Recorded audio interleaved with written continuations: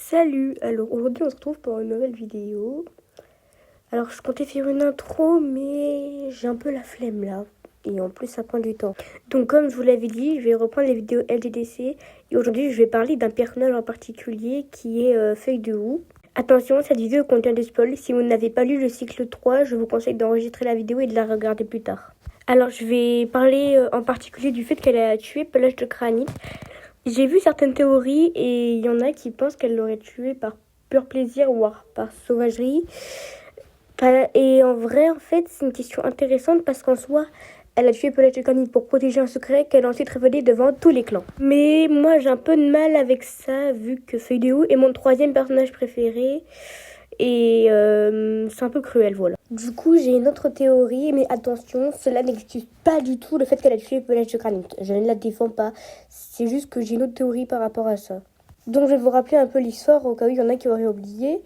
Feuille de Houx vient du clan du Tonnerre, et en fait, elle pense que ses parents sont Feuille de Vigne et Poil d'écureuil, sauf qu'on leur a menti, et que leurs parents sont en réalité... Donc Feuille de Lune, la guérisseuse du clan du Tonnerre, et Plume de Jet du clan du Vent.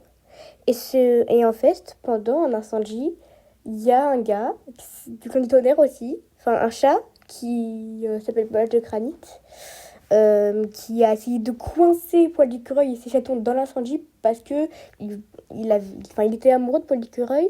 Du coup, en fait, apparemment, il a souffert du fait qu'elle avait choisi un autre chat que lui, et du coup, il voulait la faire souffrir en tuant ses chatons.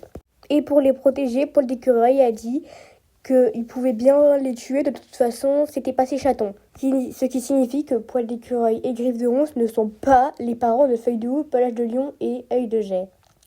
Et donc, Pelage de Granit, comme il voulait semer la zizanie, il a voulu le révéler devant toute l'assemblée, mais Feuille de Houx l'a tué avant pour protéger le secret.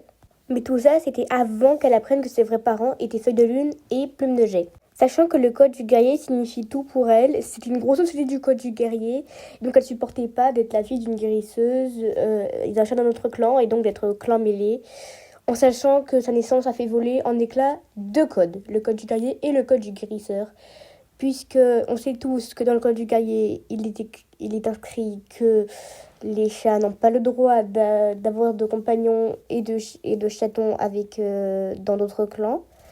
Et également, dans le code du guérisseur, ça dit que les guérisseurs n'ont pas le droit d'avoir de chatons ou de compagnons parce que ses camarades comptent sur eux et ils n'ont pas le temps de penser à autre chose. Et du coup, revenons à ma théorie. Moi, je pense que Feuille de Houx, elle n'avait pas prévu de révéler tout le secret après l'assemblée.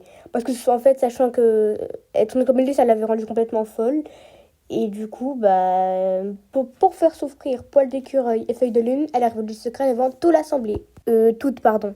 Pour faire court, je pense que Feuille de Houx n'avait pas prévu qu'elle allait révéler le secret devant toute l'assemblée.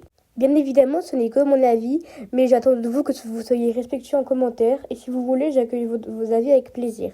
Voilà, c'était Feuille Givrée. Salut!